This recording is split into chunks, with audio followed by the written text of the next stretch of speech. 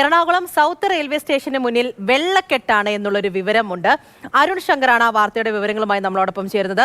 അരുണേ, good morning. വെള്ളക്കെട്ടുണ്ട് എന്നാണ് മനസ്സിലാകുന്നത്. അപ്പോൾ ഏറ്റവും പുതിയതായിട്ട് ഇതാ ഓറഞ്ച് അലേർട്ടും കൊടുത്തിട്ടുണ്ട്. മഴ കാര്യമായിട്ടുണ്ടോ? കാലാവസ്ഥ എങ്ങനെയാണ്? യാത്രക്കാർക്കൊക്കെ ബുദ്ധിമുട്ടാകുന്നുണ്ടോ വലുതായിട്ട്?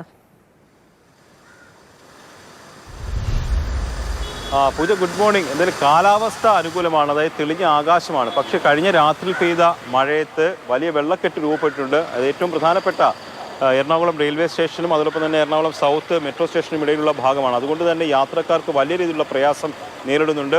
പലരും ഈ വെള്ളത്തിൽ ഇറങ്ങി നടക്കേണ്ട അവസ്ഥയിലാണ്. ഇരുചക്ര വാഹനങ്ങളിൽ വരുന്നവർ നന്നായി ബുദ്ധിമുട്ടുന്നുണ്ട്.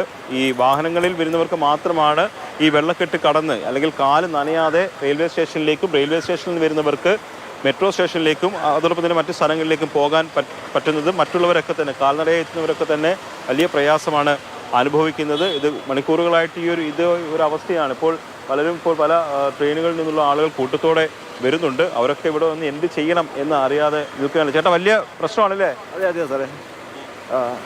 ഞാൻ പുറത്തുനിന്നാണ് വന്നേ. ഞാൻ റായ്പൂർ ഛത്തീസ്ഗഡിൽ നിന്നാണ്. ഞാൻ ജസ്റ്റ് ട്രെയിൻ ക്യാച്ച് ചെയ്യാൻ വേണ്ടി വന്നത്. എങ്ങോട്ട് പോകാനാ? ജസ്റ്റ് ഒരു ബ്രേക്ക്ഫാസ്റ്റിന് വേണ്ടി. ട്രെയിനിൻ്റെ സമയം ആകുന്ന വെള്ളം. അതെ അതെ, ഭയങ്കര പ്രശ്നം. ആദ്യമായിട്ടാണ് കാണുന്നത് ഇങ്ങനെ.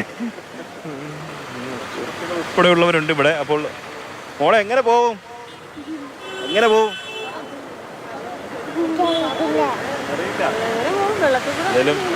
എല്ലാവരും വലിയ പ്രയാസത്തിലാണ്. കാര്യം ഈ വെള്ളത്തിന് മുന്നിൽ വന്ന് നിന്ന് എന്ത് ചെയ്യുമെന്നുള്ളൊരു തോന്നലോട് നിൽക്കുകയാണ്. കാരണം നനയാതെ മുന്നോട്ട് പോകാൻ പറ്റില്ല. അത് മലിനജലം കൂടിയാണ്. അതുകൊണ്ടാണ് പലർക്കും ഈ വെള്ളത്തിലിറങ്ങാനുള്ള ഒരു പ്രയാസം.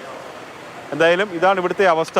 ഒരു 3 റെയിൽവേ സ്റ്റേഷന് മുന്നിൽ മുഴുവൻ ഈ വെള്ളക്കെട്ടുണ്ട്. അതോടൊപ്പം തന്നെ സൗത്ത് മെട്രോ സ്റ്റേഷൻ്റെ അടുത്തേക്കുമുള്ള ഭാഗത്തും വെള്ളക്കെട്ടുണ്ട്. അതുകൊണ്ട് തന്നെ അങ്ങോട്ടേക്കൊന്നും ആൾക്കാർക്ക് പോകാൻ കഴിയാത്ത അവസ്ഥയാണ്. ആ ദൃശ്യങ്ങളിൽ തന്നെ നമുക്ക് കാണാൻ കഴിയും എത്രത്തോളം പ്രയാസപ്പെട്ടാണ് ആളുകൾ കാൽനടയായിട്ട് റെയിൽവേ സ്റ്റേഷനിലേക്ക് വന്നുകൊണ്ടിരിക്കുന്നതെന്നും അതോടൊപ്പം തന്നെ റെയിൽവേ സ്റ്റേഷനിൽ ഇറങ്ങിയ ആളുകൾ ഇപ്പോൾ മെട്രോ സ്റ്റേഷനിലേക്ക് മറ്റ് ഭാഗങ്ങളിലേക്ക് പോകണമെങ്കിൽ ഈ വെള്ളം കെട്ട് കടന്നു തന്നെ പോകണം. അരുൺ, ആദ്യം വെള്ളക്കെട്ട് എന്ന് പറഞ്ഞപ്പോൾ ശരിക്കും ഇത്രയും പ്രശ്നമാണ് എന്ന് വിചാരിച്ചില്ലായിരുന്നു കേട്ടോ. ശരിയാണ്, എറണാകുളത്തിന്റെ വിവിധ ഇടങ്ങളിലും ഇതേപോലെ വെള്ളക്കെട്ട് പലപ്പോഴും പ്രശ്നമാകുന്നത് നമ്മൾ ഈ മഴ സമയത്തൊക്കെ എപ്പോഴും പറയുന്ന ഒരു കാര്യം. ഇപ്പോൾ ഓറഞ്ച് അലേർട്ട് കൊടുത്തിട്ടുണ്ട് എന്ന് അരുൺ അറിഞ്ഞിട്ടുണ്ടാകുമല്ലോ. ജില്ലയുടെ വിവിധ ഇടങ്ങളിലെ ഒരു അവസ്ഥ എങ്ങനെയാണ്? ഈ വെള്ളക്കെട്ട് തന്നെ പ്രശ്നമായിട്ടുള്ള മറ്റിടങ്ങളും ഉണ്ടായിരിക്കുമല്ലോ.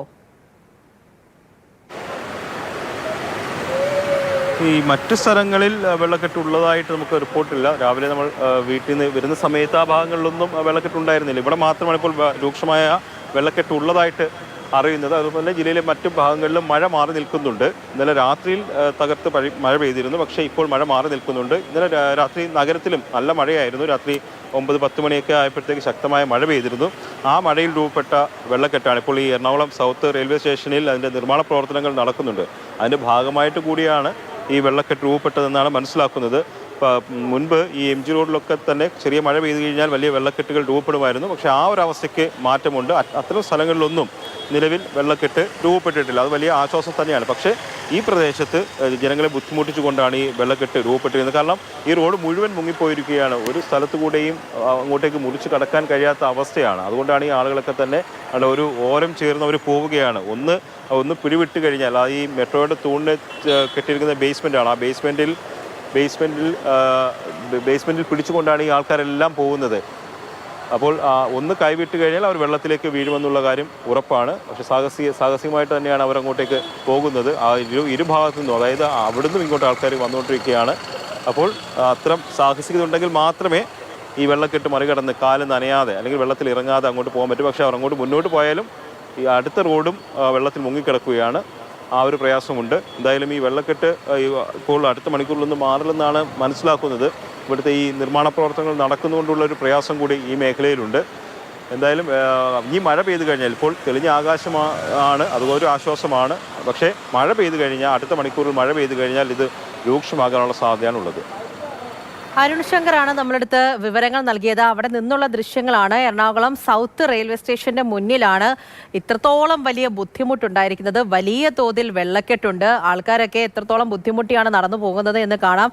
വാഹനങ്ങളൊക്കെ ആ രീതിയിലാണ്. വലിയ തിരക്കൊക്കെ ഉള്ള ഇടമാണ്. അവിടെയാണ് ഇങ്ങനെ വെള്ളക്കെട്ട് വലിയ പ്രശ്നമുണ്ടായിരിക്കുന്നത്.